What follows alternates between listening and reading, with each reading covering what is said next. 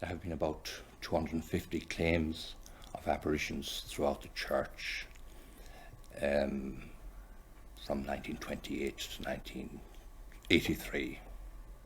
How many of those have been proved to be real apparitions?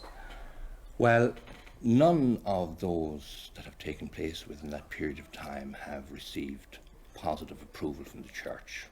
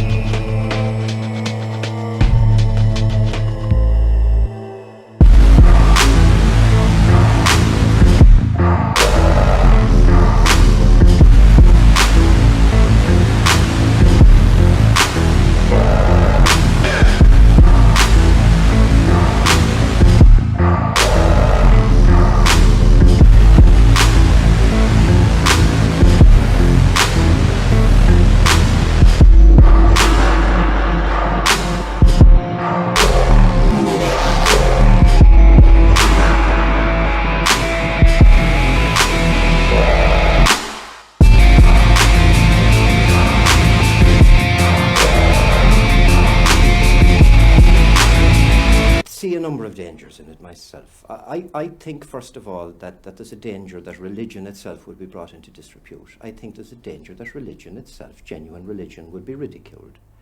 And I think there's a danger that good prayerful people, and there are many good prayerful people out there, would have their expectations unduly aroused.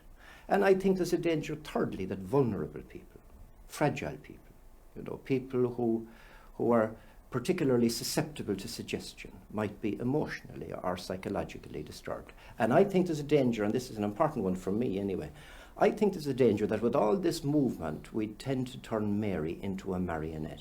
Now, I know people don't want to do that, but there's a danger there. And I know I'm putting it simplistically now when I say that I think that Mary's function is not to move herself, but to move us.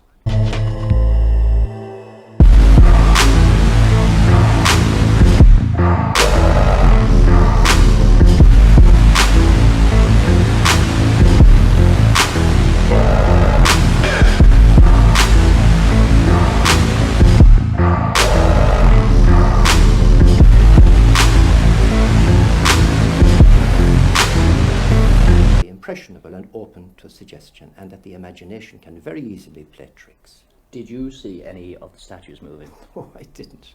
No, I didn't see any statue moving, but as I tell you, I looked a few times at a statue just in case, and that's why I think that in this kind of climate we're very open to suggestion.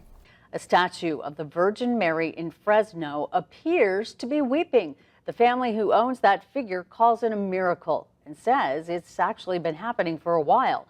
Action News reporter Joe Ibarra witnessed the tears today, and he joins us live with a closer look. Joe? Well, Liz, this is the statue we're talking about. From here, it looks normal, but it has the power to fill up this room with people in prayer, and many believe the tears are an act of God. To the faithful, Maria Cardenas says this statue of the Virgin Mary is a blessing. Tears seem to well up in her right eye and stream down her face to her chin. Cardenas says it's beautiful the way she looks right now. Every tear, she says, is nothing short of a miracle. So she collects them in a glass and shares them with those who find their way to this home. A lot of people come and they can't believe it, she says, but they come with faith. I wanted to come see for myself. Richard Quintana just moved in across the street, and he was invited in to take a look for the first time. That's amazing. Wow, it takes the words out of my mouth. Like, wow. I'm so amazed. Cardenas says, I don't understand why she's doing it, but it's something good. She says the statue was a Mother's Day gift she received 10 years ago, almost to the day.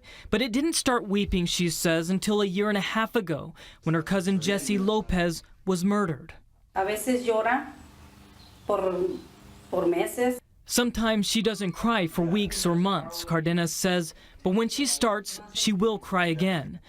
We watched one of the tears fall. It was oily and smelled like roses, and another tear immediately started building up. This man, who didn't want to be on camera, is the statue's caretaker. He says people have tried to figure it out, but have only come up with one explanation. We've had priests come from all over to look at her. And they say it's a miracle. So here, the Virgin Mary weeps, or so it seems, for anyone to see, not just the faithful. We're not hiding her, but yet I don't want nothing to happen to her also. Now, since we came here this morning, we're told at least 2 or 3 tears have dropped from the statue. You can see right there one building up underneath the chin. Now, the people who live here say the door is open to anyone. They just don't want to give their address out, but if you do get an invitation, you're welcome to come inside and see the statue. We're live in Fresno. Joey Barra, ABC 30 Action News. One possible explanation of an optical basis of it would be something called the autokinetic effect. And essentially the situation with the phenomenon here is that if you're looking fixedly at a dimly illuminated object in a dark background, then this tends to move around of its own free will, as it were. And we think this may have some relationship to eye movements, but the circumstances of viewing something in a dim environment and fixing straight at it might well explain such movements. And blinking seems to remove this shimmering effect. Yes, the phenomenon seems to take an appreciable time to build up, and blinking would presumably break this time span so that you would have to start building up the sensation.